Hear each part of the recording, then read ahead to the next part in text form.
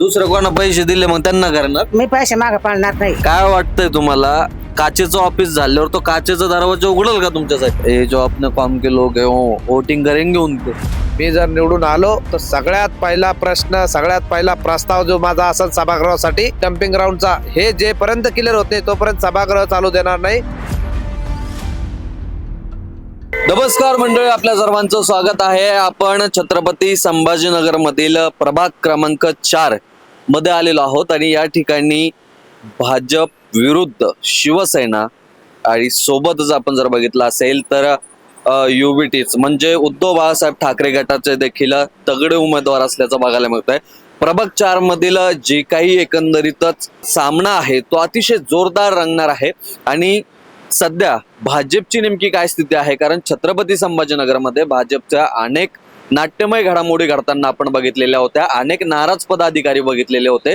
त्यामुळं अशा वेळी ही नाराज मंडळी जी आहे ती भाजपच्या उमेदवारांना खरं साथ देणार आहेत का, आणि भाजपच्या उमेदवारासमोर नेमकी काय आव्हानं आहेत, मतदारसंघामध्ये कोणकोणते विकास कामं करणार आहेत, थेट जाणून घेणार आहोत. आपण प्रभाग 4 मधील भाजपचे जे उमेदवार आहेत दीपक बनकर यांच्याकडे आलेलो आहोत आणि त्यांच्यासोबत आपण गप्पा मारणार आहोत. दादा स्वागत आहे. सर्वप्रथम विचारायला आवडेल की काय तयारी झाली आहे? तयारी जोरात चालू आहे. एखादा उत्सव असतो तशी तयारी चालू आहे. जनतेचा खूप प्रतिसाद मिळतोय आणि जनता मनापासून भारतीय जनता पार्टीच्या पक्षाकडे वळलेली आहे. आणि भारतीय जनता पार्टीचं जे शासन सरकार काम चालू आहे, केंद्रात असो राज्यात असो, तर त्यांना आपल्या शहरात सुद्धा भारतीय जनता पार्टीचाच महापौर बसवायचा आहे, अशीच चर्चा संपूर्ण ठिकाणी मी ऐकतोय. आणि भारतीय जनता पार्टीला नक्कीच प्रतिसाद मिळेल. तर मोठ्या प्रमाणामध्ये कार्यकर्ते हे नाराज असल्याची चर्चा मीडियात असेल किंवा राजकीय क्षेत्रामध्ये दिसून येते. तुम्हाला वाटतं त्याचा परिणाम ह्या आगामी निवडणुकीमध्ये किंवा मतदानाच्या रूपातून आपल्याला बघायला मिळेल? नाही, असं होणार नाही. कारण बघा, आपल्या शहरामध्ये कार्यकर्ते भरपूर आहे, काम करणारे भरपूर आहे आणि सर्वच कार्यकर्त्याला एकदाच न्याय मिळेल असंही नाही. आता तरी सुद्धा नशिबाने आपली बघा युती तुटली म्हणून आम्हाला एक योग आला आमचा आणि आम्हाला एक चान्स मिळाला निवडणूक लढवण्याचा.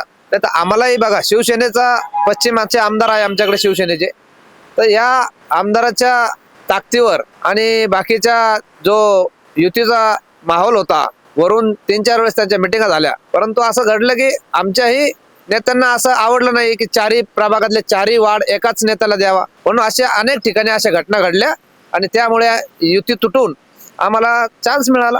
बरं, प्रभागात सध्या काय समस्या आहेत ज्या सर्वप्रथम तुम्ही सोडण्यासाठी इच्छुक आहात? बघा, सर्वप्रथम पाण्याची खूप मोठी समस्या आहे पडेगाव मिटमाडा भागामध्ये. तर ही कशा प्रकारे सोडवता येईल? स्मार्ट सिटीमधून पाण्याच्या टाकीचे कामं चालूच आहे, त्या टाकीतून पाणी वर्षभरात मिळणारच आहे, परंतु त्याआधी आणखीन काय उपाययोजना करून आपल्याला पाण्यासंदर्भात महिलांचा प्रश्न सोडवता येईल तो आम्ही नक्कीच सोडू. नक्कीच. मंडळी, आपण सध्या ज्या रस्त्याच्या कडेला उभे आहोत हा तर मुंबई छत्रपती संभाजीनगर हायवे आहे. हा जुना हायवे म्हणून ओळखला जात होता, जो नाशिक हायवे म्हणून देखील ओळखला जातो. आणि याच हायवेचं जे आहे ते रुंदीकरणाचं काम सध्या सुरू आहे. मोजणी महापालिकेकडून करण्यात आलेली होती आणि आजूबाजूला जे काही व्यापारी असतील किंवा जे रहिवासी असतील यांना हटवण्यात आले. मात्र यासाठी भावी उमेदवारांकडे नेमकी काय उपाययोजना आहेत त्या देखील जाणून घेणार आहोत. हा रस्ता रुंदीकरणाचं एकंदरीतच महापालिकेनं घाट घातलेला होता आणि त्यामध्ये अनेक व्यापारी उठवलेत, पुढे गावातील नागरिक देखील उठवलेत. यांच्यासाठी काय उपाययोजना?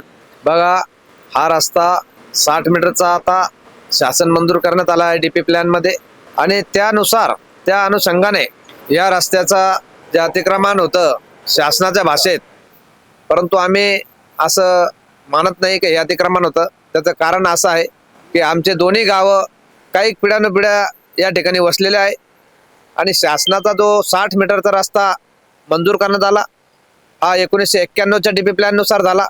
91च्या आधी आमचे दोन्ही गाव होते, त्यामुळे अतिक्रमण याला म्हणता येणार नाही.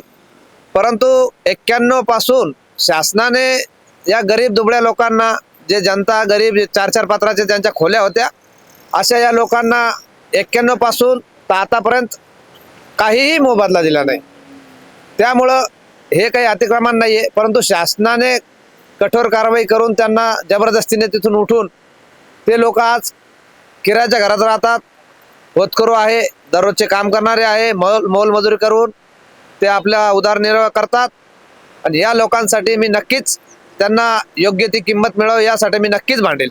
बरं, एका इंटरव्ह्यू मध्ये आपण असं देखील म्हणाले आहात की ते अतिक्रमणामध्ये ज्यांची घरं गेलीत त्यांच्या मुलांना जॉब मिळवून देईल. कुठे जॉब उपलब्ध करून देणार? आमच्या या भागामध्ये जे काही जुन्या गावातले घरं तुटले, अतिक्रमण म्हणून त्यांनी तोडले, तर या मुलांना जगजाहीरपणे माझी आणि आयुक्त साहेबांची चर्चा झाली. आम्ही एक मिटिंग घेतली पूर्ण गावकऱ्यासमोर आणि त्यांनी सर्व दोन्ही गावकऱ्यांच्या समोर त्या बैठकीमध्ये स्पष्टपणे सांगितलं की तुमच्या एका व्यक्तीला आम्ही नक्कीच इथं आमच्या बाजूला एक मिटमिट्यामध्ये मोठं सफारी पार्क होत आहे, तर या सफारी पार्कमध्ये योग्य ते पात्रतेनुसार आम्ही त्यांना नक्कीच रोजगार मिळवून देऊ. मंडळी, आता आपण थेट प्रभागामध्ये ज्या ज्या ठिकाणी समस्या आहेत त्या त्या ठिकाणी जाणार आहोत आणि मतदारांचं नेमकी काय म्हणणं आहे जाणून घेणार आहोत आणि सोबतच कोणत्या प्रभागामध्ये काय उपाययोजना भाजपचे उमेदवार जे आहेत दीपक बनकर करणार आहेत ते थेट त्यांच्याकडनं जाणून घेणार आहोत आणि प्रभाग नेमकी रचना काय आहे, नागरिकांचा त्यांना कसा प्रतिसाद मिळतोय थेट जाणून घेणार आहोत. हाच तो हायवे आहे जो रुंदीकरण या ठिकाणी होताना आपल्याला बघायला मिळत आहे आणि या हायवेच्या आजूबाजूला ज्या काही नागरिकांची घरं तुटलेत त्यांच्यासाठी जे आहे सफारी पार्क असेल किंवा इतर काही नवीन प्रोजेक्ट या ठिकाणी आता त्या ठिकाणी त्यांच्यासाठी नोकरीची सुविधा उपलब्ध करून देणार आहेत. इकडे पाण्याची देखील एक समस्या उद्भवलेली आहे, ती काय सोडवण्यासाठी काय प्रयत्न आहे? पाणी टंचाई हा प्रश्न पूर्ण संभाजीनगरला आहे, परंतु त्यापेक्षा जास्त आमचं पळेगाव आणि मिटमिटा भागामध्ये खूप जास्त आहे. कारण पळेगाव मिटमिटा जे आधीची लोकसंख्या होती ती खूप कमी होती, ते प्रॉपर गावं होते, परंतु या दोन्ही गावाचं आता इतकं विलगीकरण चालू झालं, इतका मोठ्या प्रमाणात इथं डेव्हलपमेंट चालू झाली की खूप मोठ्या मोठ्या वस्त्या, मोठे मोठे राहायला लोक यायला लागले, घर बांधायला जास्त प्रमाणात कॉलन्या चालू झाल्या, वस्ती या वाढू लागल्या. त्यामुळे या ठिकाणी पाण्याचा प्रश्न हा नक्कीच उद्भवला. त्यांना सर्वांना पाणी विकत घेऊनच आज त्यांचं काम चालू आहे. परंतु आमचं सरकार आलं तर नक्की त्यामध्ये जोपर्यंत स्मार्ट सिटीचं पाणी येत नाही तोपर्यंत आम्ही टॅक्स त्याच्यावरचा कसा कमी करता येईल पाणीपट्टी, कारण की पाणीपट्टी खूप जास्त प्रमाणात महापालिकेने लावली. त्यामुळे आम्ही सुद्धा आणखीन काय कुठल्या एखाद्या विहिरीतून आणून जवळ आपल्याला स्वतः खर्चातून करता येईल का, किंवा शासनाला एखादं पत्र देऊन एखादा आणखीन काही टँकर वाढवता येईल का सध्यापुरते, तर आम्ही या दोन्ही तिन्ही गोष्टीचा विचार करून पाण्याचा प्रश्न जवळजवळ सोडवण्याचा आम्ही निश्चय केला आहे. बरं, मतदारसंघातली सगळ्यात मोठी अशी कोणती समस्या आहे ज्या ठिकाणी तुम्ही आम्हाला थेट घेऊन जाऊन दाखवू शकता की ही समस्या सगळ्यात मोठी आहे आणि पहिले मी ही सभागृहात गेल्यावर सोडवणार आहे? सर्वात मोठी समस्या आमच्या दोन्ही गावाला इथे कचरा डेपो डम्पिंग ग्राउंडचा आहे, ज्यामधून उन्हाळ्यामध्ये धुराचा त्रास आणि पावसाळ्यामध्ये त्याच्यात झिरपून जो पाणी वाहतं त्या कचरपट्टीच्या कचऱ्यातून जे पाणी वाहत येतं, तर दोन्ही गावांना त्याचा इतका मोठा त्रास आहे की सर्वात आधी मी जर निवडून आलो तर सर्वात आधी आणि सर्वात पहिला अर्ज आणि पहिला प्रस्ताव हा माझा तोच असेल की कचरा डम्पिंग ग्राउंड हे इथून किमान 20 किलोमीटर लांब गेलं पाहिजे. आणि त्यासाठी मी जीवाचं रान करून या सर्व नागरिकांचं त्या वासाला कंटाळलेले आहे, त्या आरोग्य धोक्यात आलेलं आहे, त्यामुळं मी सर्वात आधी त्याच्यासाठी सभागृहामध्ये भांडेन. नक्कीच. चला तर मंडळी, आता त्या ठिकाणी आपण जाणार आहोत आणि त्या ठिकाणची परिस्थिती नेमकी काय आहे ती सत्यता जी आहे ती तपासणार आहोत. बरोबर, आपण आता ह्या ज्या रस्त्यानं चाललोय, ह्या रस्त्याच्या आजूबाजूला अनेक छोटे मोठे व्यावसायिक आपल्याला दिसत आहेत. या व्यावसायिकांचं भविष्यात देखील रहदारी वाढली, वाहतूक वाढते तर रस्ता वाढणारच आहे, तेव्हा देखील नुकसान होईल पहिल्यासारखं. यासाठी काय उपाययोजना आहे? हा जो रस्ता आता 60 मीटरचा शासनाने केलेला आहे, या 60 मीटर रस्त्याच्या व्यतिरिक्त कुठला आता बघा तुम्ही बघू शकता ते तिथं शेल्टर लावले लोकांनी. आता इथं जे होते ते पाठीमाग गेले, इकडच्या दुकाना लांब बांधणं चालू केल्या.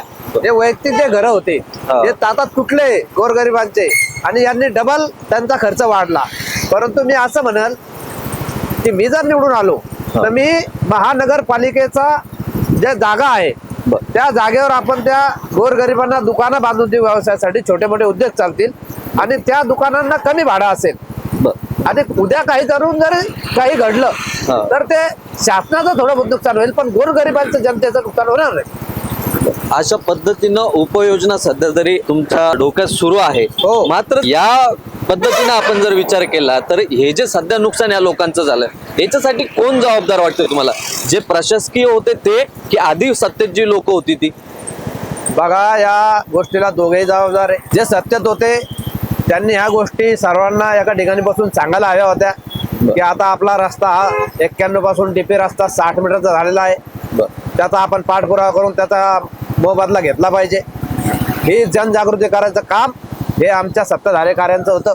त्यानंतर प्रशासनाची थोडी चुकी आहे का त्यांनी 91ला डीपी रस्ता टाकलेला आहे आणि तेव्हापासून ते असे गार कुंभकर्णाची झोप घेतल्यासारखं वागताय.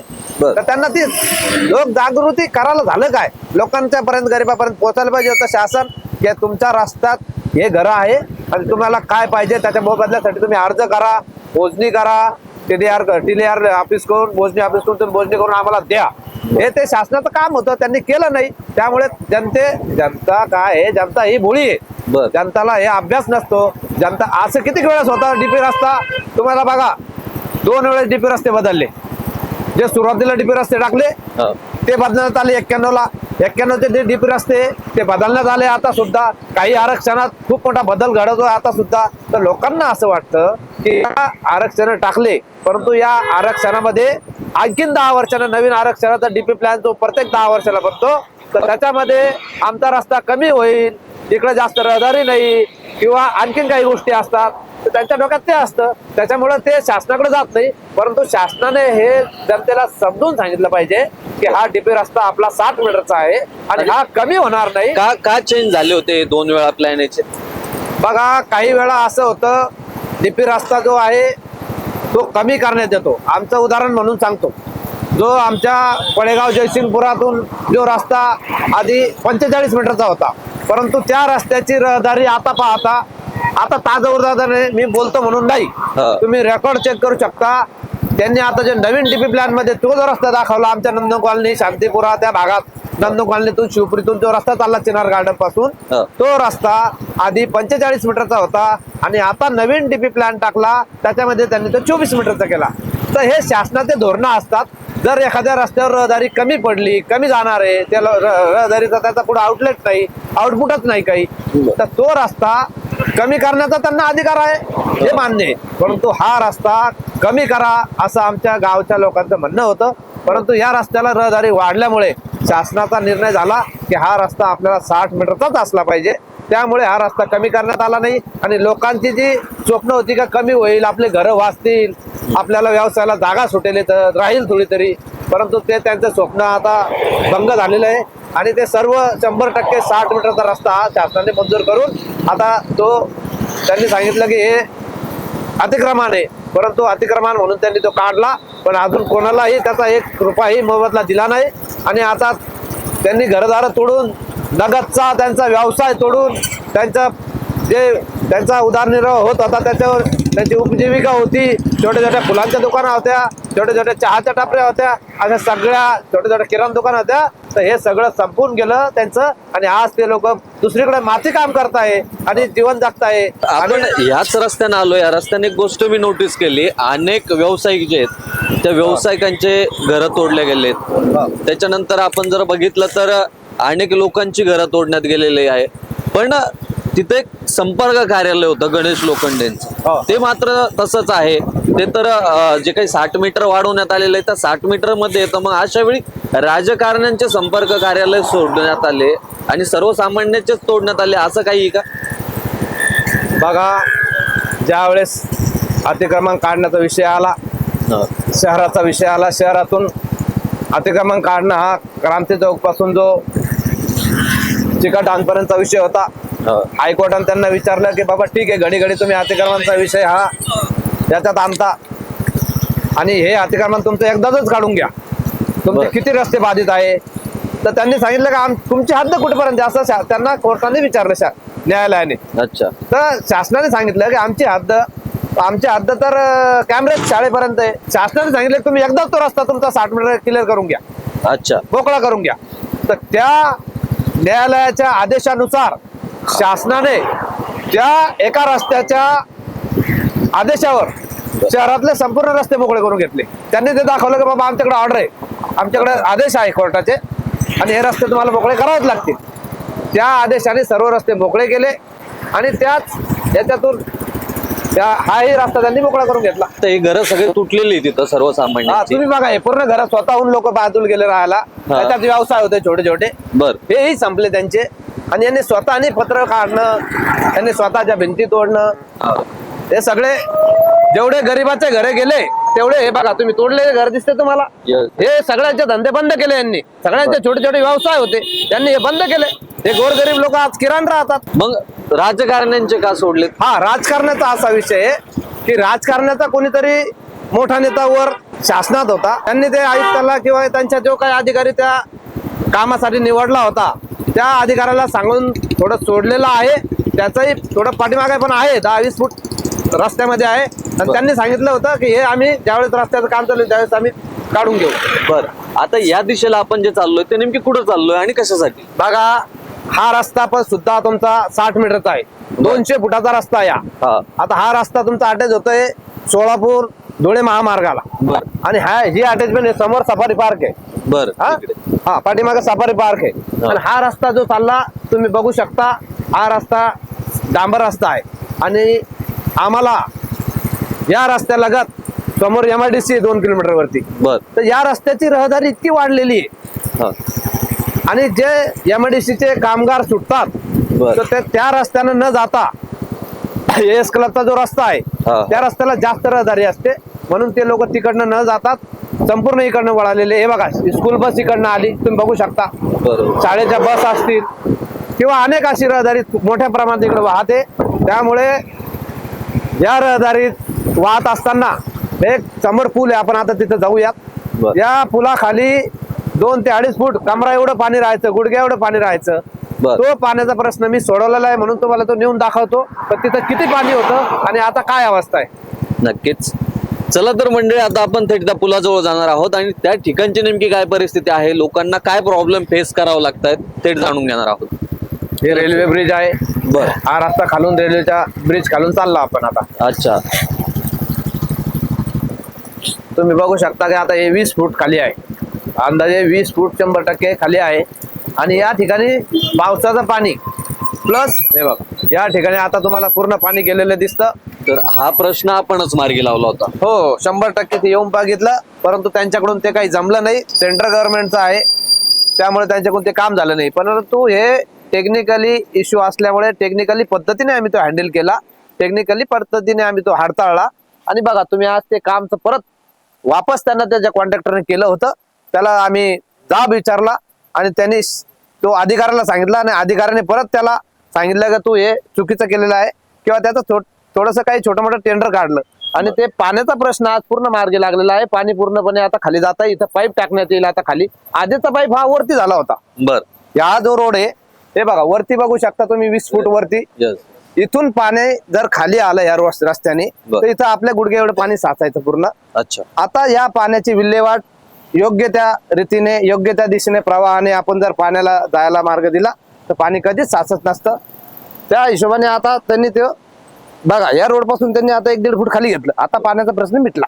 शक्यतो लोकप्रतिनिधी फक्त त्यांच्या मतदारसंघापुरतं किंवा प्रभागापुरता विचार करताना दिसतात. हा तुमच्या प्रभागापासून बराच दूरचा परिसर आहे, मग तुम्ही या ठिकाणची समस्या काय सोडवणं गरजेचे समजतात? नाही बघा, आपला प्रभाग असो, आपण ज्यावेळेस समाजात कार्य करतो, समाजात प्रभाग किंवा वाढ बघून चालत नाही. समाजातील अनेक प्रश्न वेगवेगळे असतात.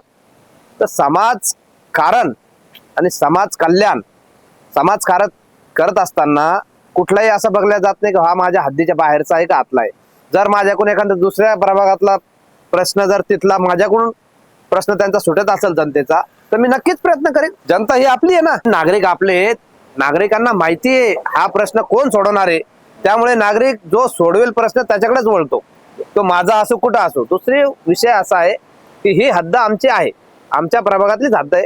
फक्त आमच्या गावापासून थोडीशी बॉर्डर सारखी एक सीमेवर आहे. इथून थोडस पुढे आमची अजून हद्द आहे, जे आमच्या विशेष म्हणून आमच्याच गावातले लोक इथं वाड्या वस्त्यावर राहतात. त्यांना खूप त्रास होता, ते या त्रासाला खूप कंटाळले होते. बरं. आणि त्यांनी शेवटचा पर्याय म्हणून माझ्याकडे आले आणि मी त्यांचा प्रश्न मार्गी लावून दिला.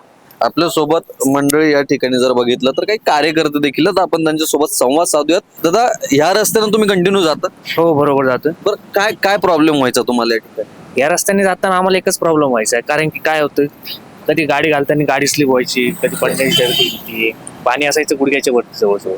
त्यामुळे काय व्हायचं, पडण्याची भीती असायची. लहान लेकरं ज्यावेळेस इकडनं शाळेत नाही येतात घरी जाण्यासाठी, शाळेत जाण्यासाठी, त्यावेळेस म्हणजे तकलीफ खूप व्हायची. आता थोडी तकलीफ कमी झालेली आहे. आपलं दीपक भवनकरमुळं तकलीफ खूप कमी झालेली आहे आम्हाला इथं. काय केलंय त्यांनी तुमच्यासाठी असं? आमच्यासाठी असं काय केलंय म्हणजे इथं जे पाणी होतं, जे साचत होतं पाणी कंटिन्यू साठी, भाऊंनी ते पाणी आम्हाला इथून काढून दिले बाजूला.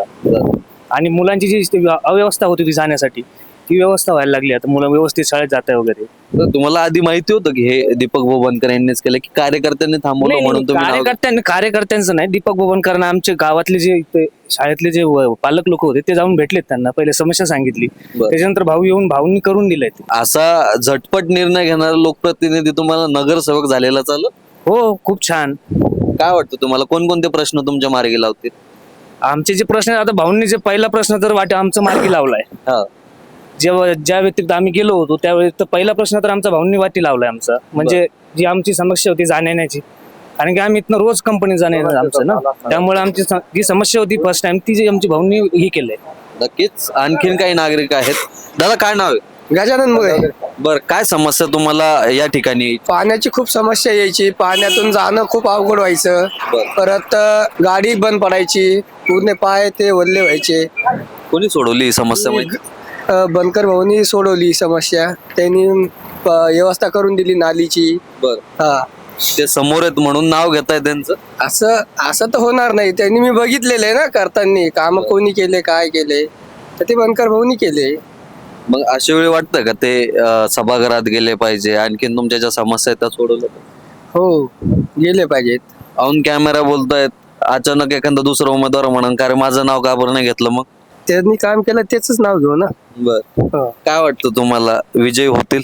हो, विजय होतील 100%. का असं वाटतं की ते विजय होतील? कारण कोण काम केलेलं त्यांनी चांगलं. आणखीन काही नागरिक आहेत, त्यांच्यासोबत देखील संवाद साधूयात. खरं तर ही जी मंडळी आहेत त्यांच्या कामाला चाललेत, मात्र आपण थांबून त्यांना विचारून घेतोय की खरंच बाबा ही समस्या नेमकी कोणा सोडवली. दादा, नाव सांग. सुनील हरिचंद्र देवकर. बर, काय करता तुम्ही? माझी कंपनीच आहे. बर. हो. तर सर, येड आहे ना, या पावसाळ्यामध्ये इतका त्रास होता, अक्षरशः गाडी ना इतक्या पाण्यामध्ये राहत बर. हो. तर 3-4 वेळेस याच्या बॅटरी पण गेल्या, मोटर. मग आम्ही समस्या फार होती, पण दीपक भाऊमुळे आहे ना पुऱ्या समस्या सोडल्या. कारण की ना महानगरपालिकेमध्ये लय निवेदन दिले, पण कानावर नाही घेतलं. दीपक भाऊकडे एकदा गेले का कामच झालं. ते समस्या त्यांच्या लोक पोहोचली, म्हणजे महानगरपालिकेवाले नुसतं करतो करतो करतो करतो. मग असे लोकांचे फार हे झालं ते ना, म्हणजे भाऊचा भरपूर सपोर्ट आहे समजा. ते समोर आहे म्हणून दबाव खाली? नाही दबाव खाली काही नाही विषय. बरं. पण जे काम आहे त्यांचे भरपूर काम आहे, म्हणजे एका शब्दामध्ये काम होते. काय सांगाल, कोणा सोडली ही समस्या? यांनी दीपक बोल. ते समोर आहे म्हणून त्यांचं नाव घेताय का? नाही, तुम्ही नसले मी तर गावात विचारा तिकडे. काय समस्या होती तुम्हाला? आम्हाला मुलाला शाळेत जायला त्रास होत होता, आमच्या गाड्या खराब होत होत्या त्या, पण आम्हाला नेहमी जाणं येणं पडत होतं ना. पाण्याचा त्रास म्हणजे पाणी एवढं राहायचं. मग आता मतदान करणार आहे का त्यांना? करू ना. का बरं करायचं? आमचे काम केले ना, म्हणजे येण्या जाण्याच्या समस्या दूर केल्या. पण नगरसेवक झाल्यानंतर जर गाडीची काच खाली नाही केली त्यांनी, मग असं नाही होऊ शकत. कस काय नाही होऊ शकत? आम्हाला माहिती आहे ना, ते आतापासून थोडी आहे, अगोदर पासून आहे ना. कधीपासून ओळखतं त्यांना? आम्ही तर 77-78 पासून शेती घेतलेली, बहुतेक त्यांच्या वडिलापासून आम्ही ओळखतो. तर तेव्हापासून ते जसे राजकारणात आले तेव्हापासून तुमचे काही छोटे मोठे काम असले तर करतात ना डीपीचं. बर. इथं डीपी नव्हती, शेतकऱ्याला जळाली होती. बर. त्यांनी काही बोलून समस्या केली, दुसऱ्या दिवशी डीपी बसून गहू हे ते भरायला सुरुवात केली. नक्कीच, धन्यवाद. तर मित्रांनो, आपण आता मिटमिटा आहे, पडेगाव आहे येथील नागरिकांना जो कचऱ्याचा प्रश्नाचा जी काही समस्या आहे ते त्या ठिकाणी जाणार आहोत. उमेदवार आपल्या सोबत आहेत. लोक एवढं भरभरून तुमचं कौतुक करताय, काय वाटतंय? हे बघा, हा लोकांचा प्रतिसाद आहे.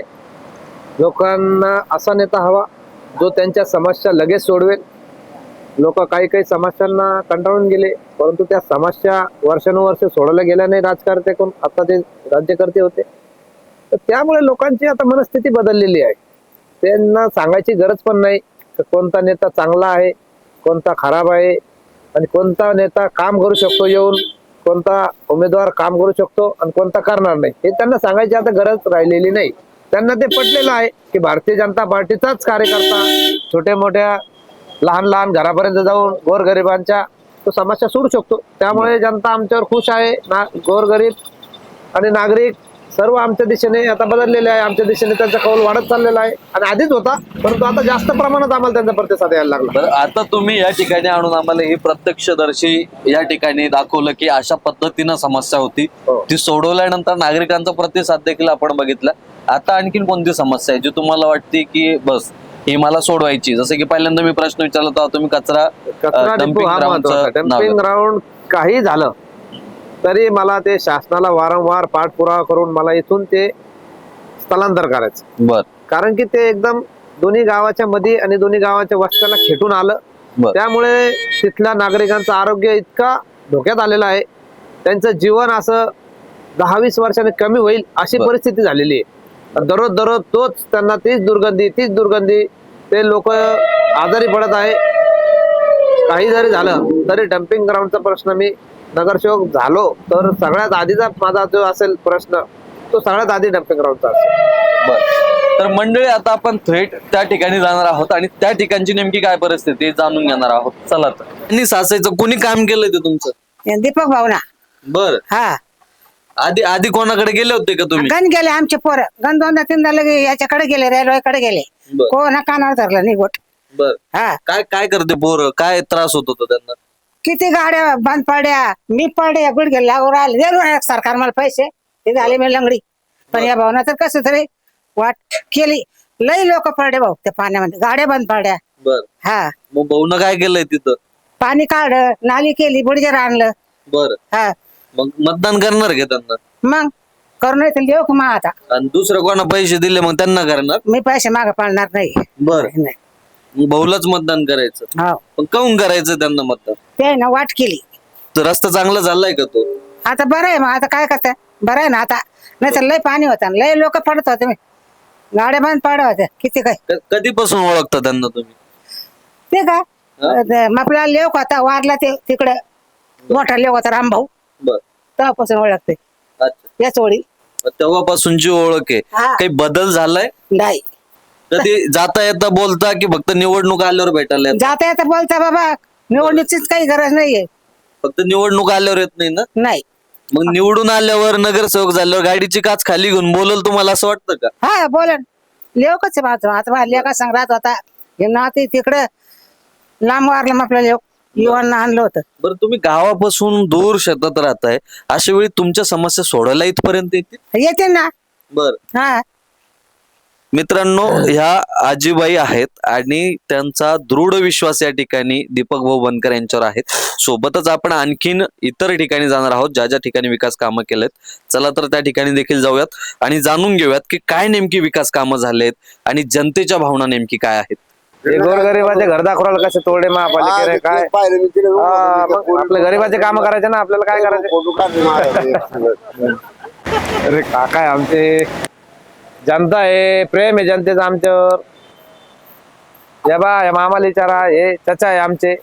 तर एकंदरीतच मित्रांनो, तुम्ही हा संवाद बघितला असेल की जनतेसोबत त्यांचा संवाद कसा आहे. एक उमेदवार किंवा राजकारणी म्हणून कुठलाही त्या आविर्भावात न जाता अतिशय सामान्य लोकांसारखं ते संवाद साधताना बघायला मिळतात. काका, काय नाव आहे तुमचं? मी गंगाधर चव्हाण, राहणार मिठमिठा. काय समस्या आहे तुमच्या? माझी समस्या जी आहे, या समस्याला कोणीच एक तोंड फोडू शकत नाही. शिवसेनेवाल्यांना मशाल असताना सुद्धा आश्वासने दिली. बर. त्याच्यानंतर धनुष्यबाणवाल्यांनी आश्वासन दिले. सोडली का नाही सोडली? आज मी सगळ्याला सोडून दिलेलं आहे. मी फक्त वन मॅन शो आहे. माझा विचार असा आहे की ज्याला निवडून द्यायचं, जो आपला काम करणारा माणूस आहे, तसा दीपक बनकर बर. हा एक निष्ठावंत कार्यकर्ता आहे. बर. मी त्याच्याकडे शब्द टाकला इथं चहा पिताना, भाऊ साहेब नुसते चहाच पीठ आमचे पोरं एक बुड घेत काय पाण्यातून, कमरेत काय पाण्यातून जाता येतात. तर त्याच दिवशी त्यांनी तिथं हैदराबाद निजामाबाद कुठं कुठं फोन लावले. रेल्वेचे अधिकारी आले, हे बांधकाम विभागाचे लोक आले. एक 10 मिनिटात त्या 15 मिनिटात काम सुरू करून दिलं. आणि पालकमंत्र्याच्या गाड्या त्या पाण्यातून गेल्या तरी त्याला अक्कल नाही का ते खाऊ शकत नव्हते, की ते थांबू शकत नव्हते. पाणी कशाला येतं, कुठून येतं. जे सेनेचे लोक आहेत त्याला बी जाता येतात त्याच मार्गातून, त्याच्या शेत्या आहे पलीकडं. बरं तुम्ही म्हटले की मी मशालवाल्याकडे गेलो होतो, मग त्यांनी सोडलं. अहो चंद्रकांत खैरेला मी स्वतः मोठं केलं, त्याला हा प्रभाग म्हणून मी 99% मतदान करून देत होतो. संजय शिरसाटला बी त्यांनी आम्हाला शाळेचं आश्वासन दिलं होतं आणि सांगितलं होतं की आम्ही असं करू तसं करू. काही केलं नाही त्यांनी. मग आता त्या दोघांनी त्यांची उमेदवारी ठिकाणी दिले. आमच्या बोकंडी त्यांनी आणून घातले ते, पण आम्हाला पारख आहे त्याची. दान कोणाला करायचं? ज्याला हातपाय नाही अशाला दान करायचं, का ज्याच्या खिशाला 4 पेन आहे त्याला दान करायचं? तो भिकारी कशावरून? हे सुशिक्षित भिकारी 5 वर्षातून एकदा येतात आणि लोकांना दिशाभूल करून उलटे सुलटे प्रश्न करतात, उत्तर देतात. हे करू ते करू ते करू. 5 वर्ष निघल्याच्या नंतर कोणी काही करीत नाही. आता हा विद्यार्थी आहे माझ्या समोर, लहानचा मोठा झालेला आहे. मी त्याला हक्काने सांगू शकतो, जरी तो बीजेपीचा कार्यकर्ता असता आणि मी साधा नागरिक आहे. मी जर हक्काने सांगितलं दीपक भोयारी एवढं काम करून द्या माझं, तो अहोरात्र झटून ते काम माझं पूर्ण करू शकतो असं मला विश्वास आहे. तर एकंदरीत मित्रांनो, या प्रतिक्रिया ज्या आहेत त्या उमटताना आपल्याला दिसत आहेत जनतेच्या. दीपक भाऊ देखील आपल्या सोबत आहे. भाऊ, अतिशय प्रेम तुम्हाला जनतेचं मिळतं, काय कारण वाटतं हे नेमकी? प्रेम मिळण्याचं कारण आहे का मी या जनतेच्या सोबत लहानचा मोठा झालो इथं. मी काही यांना नौखा नाहीये. माझा जन्म इथं झाला. माझ्या आजोबाला सुद्धा ते ओळखतात. माझ्या आजोबा सोबत राहिलेले लोक आहे. त्यांनी माझ्या वडिलांचं लग्न स्वतः यांनी लावलं. मी यांच्या समोर लहानचा मोठा झालो. माझा जन्म इथं झाला आणि हे लोक माझ्या जीवा भावाचे. त्यामुळं दुसरा प्रश्न असा आहे की यांना असं वाटतं जो उमेदवार, जो सत्ताधारी किंवा जो नगरसेवक निवडून येईल त्यांनी आमचे प्रश्न मार्गी लावले पाहिजे. त्यातलाच एक प्रश्न आपण त्यांचा 2 दिवसात मार्गी लावला तर ते इतके खुश झाले माझ्यावरती की त्यांनी तो सर्व गावांनी एका ठिकाणी येऊन निर्णय घेतला की आपल्याला भारतीय जनता पार्टीचाच नगरसेवक असला पाहिजे आणि त्यापेक्षा पुढे जाऊन माणुसकी बाज आणि माणसाचं काम करणारा नगरसेवक असला पाहिजे. आता इतर पक्षाचे त्यांनी जसं सांगितलं, इतर पक्षाला आम्ही किती वेळेस मतदान करून दिलं, पण त्यांनी एक समस्या होती यांची, गुडघ्या एवढे पाण्यात, ती सोडू शकले नाही. आणि मी 2 दिवस पाठपुरावा केला, ती समस्या 100% सुटली. याचं त्यांचं समाधान आहे. त्यामुळे त्यांचा कौल आमच्या बाजूने आला. नक्कीच. चला तर मंडळी, आता आपण पुढच्या दिशेने जाणार आहोत आणि आणखीन काय काय या मतदारसंघात म्हणजे प्रभागात ट्विस्ट ते जाणून घेणार आहोत. हमारी परेशानी है, हमारी बहुत से समस्या तुम हल कर सकते हैं इसके. और हमने बहुत कोशिश करी हमने. इसके बाद इतना हमारे पास इतनी मेहरबानी करोगे कच्चा ट्यूब हमारा हटा दो करके. 100% हटवणार. क्या बातचीत चल रही थी तुम्हारे? ये हमारे ऐसा हमारे जो कचरा ट्यूब हमारे पास आया हुआ है, हम लोग वो कचरा ट्यूब हट जाना, उसके बीमार बच्चे बीमार गिर जाते और हर रात में दिन में बास आती हो, तो उन्होंने बनकर फोन हटा दिए तो बहुत मेहरबानी काम हो जाएगा उसके लिए. क्या लगता है ये जो अपने कॉम के लोग हैं वो वोटिंग करेंगे उनको? बिल्कुल बिल्कुल करेंगे वोटिंग. क्यों लगता है तुमको ऐसा? क्यों करेंगे? वो इसलिए क्यों करेंगे, वो इतना उन्होंने काम कर दिए समझो यार. वो ये आगे है, वो हमको मालूम है समझो यार. हम उनको रात दिन हम साथ में है, हमको मालूम है. तो उनको पर वो तो बीजेपी के ना हो, बीजेपी हो गए शिवसेना हो, उसमें कोई फर्क नहीं है. सब एक ही से, शिवसेना हो या बीजेपी हो या कांग्रेस हो, सब एक ही से. सब हमेशा एक ही से. जो काम करने वाला इंसान है वो अपने लिए भारी है. आज जो काम करने वाला ये अपने इंसान वो भारी है. समझे ये नहीं आप लोग ये होना ये बीजेपी का, ये वैसा नहीं है. जो काम कर रहा है वो सबसे भारी इंसान है. पर इधर आपने इधर तो एमआईएम का चालू है कि नहीं? एमआईएम बोलते कि किसी को मत करो आपने काम के लोग को. वो सभी आने वाले, सभी बोलने वाले हैं. सबको जो आप लोग दिल से करना है वो अपन करना है. सबको अब मिलना है, सबको हिलना है. बुरा किसको नहीं है. जो जिसको करना है वो वोटिंग आप लोग करना है. तो आप किसको करने वाले हो फिर वोट? हम तो इनको करेंगे. क्यों इनको करने का? ये इसके लिए करेंगे, इनके लिए. ये हमारे ये पड़ेगा मिटमिटा, ये हमारे इसके. हम आज रात उनके पास जाके बनकर वो ये हमारा काम लड़ा, ये करके दो करके हम इनको वोटिंग करेंगे. अच्छा, ऐसा लगता है कि वो चुन के आ गए, नगर सेवक हो गए, तो कांच का ऑफिस बनेगा उनको, फिर तुम मिलने को जाएंगे तो कांच का दरवाजा खुलेगा? ले खोलेंगे ना. खोलेंगे हाँ बिल्कुल बिल्कुल खोले। क्यों ऐसा लगता है कि क्यों? खोलेंगे वो? क्यों खोलेंगे मालूम है क्या? हाँ। तो उनको मालूम है भाई, इन्होंने आप लोग को चुन के दिया भाई, अच्छा, इन्होंने आपने चुन के दिया आप लोग को, तो वो भी अपने लिए कुछ ना कुछ करेंगे ना। पण उनको लगेगा ना हम बीजेपी के हिंदू है करके इनकी गाय को मदद नहीं करने नहीं नहीं, ऐसा नहीं हो सकता। हिंदू हो, बीजेपी हो, कांग्रेस हो, उसमें कोई नहीं है। काम करने वाले सब शहरी का इंसान। घर के अच्छा. संबंध है। घरचे संबंध आहे म्हणून हाँ हमारे इनके जो है, इनके अब वो तो पहचानते मेरे को, इनके बड़े भाई के हमारे, हम साथ में खाना खाते हैं थाली में। अच्छा. हाँ उनको बनकर उनको मालूम है, वो पहचानते हैं, हम एक साथ में रहे हुए हम पूरे। तो वो बेचारे उनका हमारा पहले पास बहुत अच्छा है, कोई सही नहीं है। तर मंडळी अशा पद्धतीनं जे आहे जनतेचं प्रेम मिळत आहे. आपल्यासोबत मामू आहेत. काय वाटतंय तुम्हाला काचेचं ऑफिस झाल्यावर तो काचेचा दरवाजा उघडल का तुमच्यासाठी? नाही बी गड उघडू शकते ते, निदान दिसना द्यायला का चित्तरी येईल मग, काही ना काही घेऊन आला असं मग. अच्छा, हा. मग उघडतील. हा तर मंडळी ह्या अशा प्रतिक्रिया ज्या आहेत त्या जनतेच्या उमटतात. चला तर आपल्याला आणखीन खूप फिरायचंय आणि जनतेच्या बाईट असतील, उमेदवाराचं म्हणणं जे आहे आणि आगामी काळात काय विजन आहे, कशा पद्धतीने ते प्रभाग 4ला त्यांच्या बघतायत थेट जाणून घेणार आहे. तर मंडळी प्रभाग 4 मधील जे डम्पिंग ग्राउंड आहे, ज्या ठिकाणी संपूर्ण शहराचा जो कचरा आहे आणून टाकला जातो, त्या ठिकाणी आपण थेट आलेलो आहोत. आपल्याला या प्रभागामधून भाजपचे जे उमेदवार आहेत दीपक बनकर ते थेट घेऊन आलेत की या ठिकाणची वस्तुस्थिती काय आहे ती दाखवण्यासाठी ते आपल्या सोबत आहेत. भाऊ काय सांगाल, काय वाटतं एकंदरीतच हा इतका मोठा डोंगर आपल्याला कचऱ्याचा दिसतो? तुम्ही आता बघू शकता की इथं तुम्ही उभाही राहू शकत नाही, इतक्या जवळ इतका वास येतोय. तर या वासाच्या याने संपूर्ण जनता बाजूला बघा, हे घर दिसते तुम्हाला, या पुढे मी दाखवतो किती या कचरा डिपो पासून घर किती जवळ आहे. हे बघा बिल्डिंग, या लोकांनी कसा त्रास सहन करावा. हे लोक बघितले का, हे बाजूला बिल्डिंग, हे लोक कंटाळून गेले पार या कचऱ्याच्या वास त्रासाने. हा कचरा डिपो असायला पाहिजे, नसायला नको या मताचं मी नाही. शहराचा कचरा निघेल, परंतु किमान आपला महानगरपालिकेची हद्द आहे आणि जी आमची प्रभागाची हद्द आहे तिथून एक 10-12 किलोमीटर 15 किलोमीटर लांब त्यांनी कुठेतरी शासनाने ती योजना केली पाहिजे. मी तुम्हाला सांगतो, मी जर निवडून आलो तर मी भले जन आंदोलन कराल, लोकांसाठी रस्त्यावर जाईल, जेलमध्ये जाईल, प्रस्ताव पाठवल शासनाला, विनंती करेल, पाया पडेल, हाता पडेल, पाया पडेल, परंतु हा डम्पिंग ग्राउंड, हे जे कचऱ्याचा ढिगार बघताय, ते 40-40 फूट लागले. या कचऱ्याच्या ढिगाराला आग लागती, यांच्यातून विषारू असे वाफा निघतात, दूर निघतो विषारू. म्हणजे 4-8 दिवसाला ते मुलं बाळ त्यांचे आजारी पडतात. तर या आरोग्याचा बी प्रश्न आरोग्याचा इतका मोठा प्रश्न पडेगाव मिटमिटाला उभा राहिलेला आहे की या धुरातून जे विषाणू दूर निघतो तो स्वस्तात आणि त्याच्यातून त्यांच्या फेफडे वगैरे असे खराब होण्याची खूप जास्त शक्यता आहे. त्यामुळे मी हा कचरा डेपो आणि हे जे डम्पिंग ग्राउंड आहे इथून 12-15 किलोमीटर लांब नेण्यासाठी मी खूप प्रयत्न करणार आहे आणि मी ते नेऊनच राहील. मंडळी या ठिकाणी उभं राहिलं ना तर त्याचा त्रास होतो या वासाचा आपल्याला, की इतका की श्वास घेण्यासाठीच देखील आपल्याला गुदमरल्यासारखं होतंय. प्रचार आणि एकंदरीतच सगळी धावपळ सोडून आज हे जनतेसाठी खास करून या ठिकाणी येऊन उभे राहिलेले आहेत.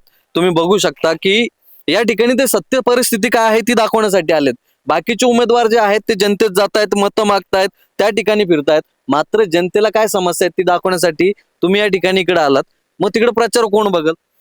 बघा, प्रचार करण्यासाठी माझी जनता माझ्या पाठीमागे उभा आहे. प्रचार करण्याची मला इतकी काही म्हणजे प्रचार चालूच आहे, रॅल्या चालूच आहे, परंतु प्रचारापेक्षा जनतेसमोर, तुमच्या समोर आणि शासनासमोर आम्हाला काय अडचणी, आमच्या गरीब नागरिकांना काय अडचणी आहे हे दाखवणं महत्वाचं आहे ना. हे जर तुमच्या लक्षात नाही आलं, शासनाच्या लक्षात नाही आलं, शासनाने आणून इथं कोणीतरी इथल्या राज्यकर्त्याने इथं आणून डम्पिंग ग्राउंड बसवलं, ठीक आहे, बसवा, तुमची जागा आहे, परंतु खरंच ग्राउंड लेवलला तुम्ही जाऊन बघा, प्रत्येक नागरिकाला विचारा याची तुम्हाला किती मोठा त्रास होतोय या गोष्टीचा, या धुराचा. आणि पावसाळ्यात हे पाणी त्याच्यामध्ये शिरतं आणि ते पाणी केमिकल युक्त पाणी बनून जातं. हे पाणी तुम्ही एखाद्या पावसाळ्यात आणि एखाद्या बोरचं पाणी बघा, ते पाणी असं पूर्ण फेस होतो त्याचा, पूर्ण ते पाणी केमिकल युक्त आहे, काळं पाणी पडतं पूर्ण. ते पाणी ते लोक वापरतात, त्यांचं जीवनाशी खेळण्याचा हे सरकार हे काम जे करतंय ना, ज्यांनी कोणी डम्पिंग ग्राउंड इथं जवळ आणलं, या महापालिकेच्या लोकांनी जे राज्यकर्ते होते त्या काळात त्यांना धरून, हाताशी धरून हे जे डम्पिंग ग्राउंड इथं आणलं, तर हे 100% हटलं पाहिजे. हे जनतेच्या जीवनाशी खेळण्याचा प्रश्न आहे. नक्कीच. तर एकंदरीतच मित्रांनो आपण जर बघितलं तर अशा पद्धतीनं हा एवढा मोठा जो डोंगर आहे तो या कचऱ्याचा तयार झालेला आहे. संपूर्ण छत्रपती संभाजीनगर शहराचा कचरा जो आहे तो इथं येतो आणि हा कचरा असाच पडलेला आहे. याच्यावरती काही प्रक्रिया नाही केली जात का? ज्या पद्धतीनं सांगितलेलं होतं भव्य दिव्य असा प्रकल्प होतोय, कचऱ्यावरती प्रक्रिया केल्या जाईल. बघा तुम्ही सुद्धा स्वतः बघा, कॅमेऱ्यात तुमच्या कॅप करा. हे बघा ढिगार बघले एकदा 4-4, 5-5 मधल्याचे ढिगार पडले. आता हे जर प्रक्रिया झाली असती तर हे ढिगार तुम्हाला दिसलेच नसते. या ठिकाणी हे ढिगार वर्षानुवर्ष पडून राहते. हे महापालिकेचा भोंगळा कारभार आहे. ही महानगरपालिका याच्यावर लक्ष देत नाही, फक्त सांगते का आम्ही प्रक्रिया चालू आहे. बघा तुमच्या समोर आहे ना ढिगार. अपयश कोणाचं आहे? जे सत्ताधारी होते, जे राज्यकर्ते होते विद्यमान, त्यांचं आहे की प्रशासनाचं? नक्कीच मी सांगेल हे अपयश जे राज्यकर्ते होते आधीचे त्यांचंच आहे ना. त्यांनी पुढाकार घेऊन जर इथं जवळ गावाच्या शेजारी भिंतीला भिंत लावून तुम्हाला माहिती आहे भिंतीला घर आहे दुसऱ्यांचे, तर तुम्ही त्यांचं कोणाचाही विचार न करता डम्पिंग ग्राउंडला इथं परमिशन दिली कशी? ही परवानगी त्यांनी त्यावेळेस नाकारायला पाहिजे होती. नाही आम्ही इथले नगरसेवक आहे, आम्ही हे डम्पिंग ग्राउंड इथं चालू देणार नाही, नागरिकांच्या जीवनाचा विषय आहे, त्यांच्या जीवनाचा धोका आहे. तर हे सगळं मागच्या राज्यकर्त्यांनी केलं आणि आम्ही ते आता दुडसून लावू. आज शिवसेनेमध्ये जरी फूट पडली असेल आणि 2 गट झाले असले तरी मात्र ते शिवसेनेचे नगरसेवक होते, तेच शिवसैनिकाचे आज कार्यकर्ते जे नगरसेवक पदासाठी उभे आहेत तेच होते. मग त्यांनी त्यावेळी विरोध नाही केला? त्यांना वाटलं नाही कुठेतरी या आपल्याच प्रभागातील आपल्याच गावातील जनतेच्या आरोग्याशी खेळल्यासारखं होईल? ज्या वेळेस डम्पिंग ग्राउंड इथे येण्याचा प्रश्न निर्माण झाला, ज्यावेळेस तो प्रस्ताव मंजूर केला, त्यावेळेस आमच्या दोन्ही तिन्ही गावांनी साधारण नागरिक आणि आम्ही त्यावेळेस कुठल्या पदावर भारतीय जनता पार्टीत काम करत होतो, परंतु आम्ही सर्वांनी त्याचा विरोध केला. पण इथले जे राज्यकर्ते नगरसेवक नगरसेविका होत्या तर यांचं काम होतं ना ते सभागृहात मुद्दा उचलून धरायचा, जोरदार आडून सांगायचं का आमच्या नागरिकांच्या गोरगरिबांच्या जीवनाशी खेळू नका, हा डम्पिंग ग्राउंड हे कचरा डेपो आपण इथून 10 किलोमीटर जागा बघू. तर हे त्यांचं त्यावेळेस काम होतं, ते सत्तेत होते. आमच्या सारख्या नागरिकांचं कोणी कोणताही अधिकारी ऐकत नव्हता. त्यावेळेसची सिच्युएशन अशी झाली का त्या दंगा तसा होतो तशी ती सिच्युएशन तुमच्या माध्यमांनी सुद्धा दाखवलं. किती प्रकरण, किती दगडफेक वगैरे झाली, किती PSI पोलीसवाले तिथे जखमी झाले, किती नागरिक जखमी झाले. दुसऱ्या दिवशी येऊन काही नागरिकांना ओढून ताडून काढून मारून केसेस बनवल्या आणि हे सगळं प्रकरण ते मुख्यमंत्र्यापर्यंत गेलं. परंतु मुख्यमंत्र्यांनी काहीतरी त्यांची काळजी वाटली नागरिकांची आणि त्यांनी रहम दिलाने एकदम मनाने त्या गुन्हे सगळे त्यांनी ते खटले मिटून काढले, माफ केले. आता ही समस्या दीपक बनकर हे जे आहेत ते सोडवणार 100% असा शब्द तुम्ही तुमच्या जनतेला देणार? मी जनतेला 100% सांगतो, मी जर निवडून आलो तर सगळ्यात पहिला प्रश्न, सगळ्यात पहिला प्रस्ताव जो माझा असेल सभागृहासाठी, तर मी सभागृहाला जो प्रस्ताव आहे डम्पिंग ग्राउंडचा, हे जेपर्यंत क्लिअर होत नाही तोपर्यंत सभागृह चालू देणार नाही. मी तोपर्यंत तो मुद्दा तिथं जोरजोरात आडून सांगत राहील आणि प्रत्येक सभागृहात सांगत राहील. प्रत्येक जीबीच्या मीटिंग मध्ये, जे जनरल बॉडीची मीटिंग असती महिन्याच्या, प्रत्येक महिन्याच्या जनरल बॉडीच्या जीबी मध्ये मी सांगत राहील. बरं. आणि हा जोपर्यंत कचरा डेपोचा प्रश्न सुटणार नाही, मी तोपर्यंत माझ्या नागरिकांसाठी जीवाचं रान करून हा प्रश्न सोडून दाखवेल. नक्कीच. तर मंडळी, हे होते आपल्यासोबत दीपक बनकर, ज्यांच्यासोबत आज आपण संवाद साधलाय. प्रभागातील एकूणच सर्व समस्या ज्या आहेत त्या आपण जाणून घेतल्यात. खरं तर आज प्रचार रॅलीत ते न जाता थेट आपल्याला प्रभागातील ज्या ज्या समस्या आहेत त्या समस्या दाखवण्याचं काम त्यांनी केलेलं आहे. आणि एकूणच आपण जर बघितलं तर सर्वसामान्य नागरिक जे आहेत मोठ्या प्रमाणात त्यांच्या पाठीमागे आहेत. जनतेला काय आव्हान कराल? जनतेला मी नम्रपणे सांगू इच्छितो की आपण शांत डोक्याने, शांत विचाराने आणि आपल्या शांत स्वभावाने, शांतपणे विचार करून, आपलं मतदान हे वारंवार होत नसतं. आपलं मतदान हे योग्य त्याच उमेदवाराला द्या की जे तुमची समस्या ऐकू शकतात, तुमच्या समस्याचा विचार घेऊन, तुमची जी समस्या असेल ती घेऊन सभागृहात मांडू शकतात तुमच्यासाठी. नाहीतर तुम्ही हे मत जर कोणाचं ऐकून एखाद्या चुकीच्या माणसाला दिलं किंवा चुकीच्या पक्षाला दिलं तर त्याचा तुम्हाला 5 वर्ष त्याचा भुगदंड बसणार आहे. तो विकास होण्याचं वेगळी गोष्ट राहिली, विकास तर होणार नाही. कारण सर्वांनाच माहिती उमेदवार कोण आहे, कोणाचे धंदे कसे आहे, कोण कोणत्या व्यवसायात आहे, कोणाच्या प्रतिमा कशा आहे, कोणावर किती सरकारी अडथळे, किती गुन्हे आहे, हे सगळ्याच जनतेला आमच्या भागातल्या माहिती आहे. त्याच्यामुळे सांगतो, जनतेने निस्वार्थपणे असा विचार करावा. ज्यांच्याकडे पैसा असेल ते काय पैसे देऊन काही मतदान घेतील असं चर्चा आमच्याकडे चालू आहे. ज्यांच्या प्लॉटिंगचे व्यवसाय आहे, काय असेल ते नसेल, परंतु जनतेने शांतपणे आपलं मत, आपल्या मताची जाणीव करून घ्यावा की आपलं मत योग्य त्याच माणसाला द्यावा, जो प्रगती करू शकतो, जो विकास करू शकतो, याच माणसाला त्या बरं मतदारांनी मत द्यावं ही मी त्यांना आवाहन करतो. बरं, जनतेनं दीपक बनकर यांना का मतदान करावं किंवा भाजपला का मतदान करावं? मला सांगायची गरज नाही भाजपला का मतदान करावं, कारण सगळ्या वाहिनीवर तुम्ही पाहतात, सगळ्या जगात सगळ्या न्यूजपेपरला तुम्ही पाहतात की मोदीजींचं काय कार्य चालू आहे. त्यांनी भारत देश हा विश्व जागतिक पातळीवर नेण्याचं काम चालू आहे. तसंच राज्याचे मुख्यमंत्री देवेंद्रजी फडणवीस देवाभाऊ यांचंही कार्य तुम्ही बघतात. यांनी कुठलाही विचार न करता, आज विचार करा, एक 1500 रुपये एका लाडक्या बहिणीच्या खात्यात जात आहे, कितीतरी 1000 कोटी रुपये त्यांना जमावं लागतात, कितीतरी निधी त्यांना, कसं त्यांचं नियोजन असेल इतका मोठा पैसा डायरेक्ट तुमच्या खात्यामध्ये येतोय. त्यामुळे महिला सुद्धा खुश आहे आणि त्यामुळे जनता नक्कीच आमच्या बाजूला कौल देईल. वाटतंय लाडकी बहीण साथ दिली यावेळेस? 1000% महिलांना देवाभाऊची जाणीव आहे आणि देवाभाऊ जे करू शकतात ते कुठलाही मुख्यमंत्री करू शकत नाही, हे त्यांना 100% खात्री पटलेली आहे. नक्कीच, धन्यवाद. तर आपल्यासोबत हे दीपक बनकर होते आणि त्यांच्यासोबत आपण संवाद साधलाय. एकंदरीतच मित्रांनो, आजचा हा खास रिपोर्ट तुम्हाला कसा वाटलाय कॉमेंट बॉक्समध्ये आम्हाला जरूर कळवा आणि व्हिडिओ जास्तीत जास्त शेअर करा. धन्यवाद.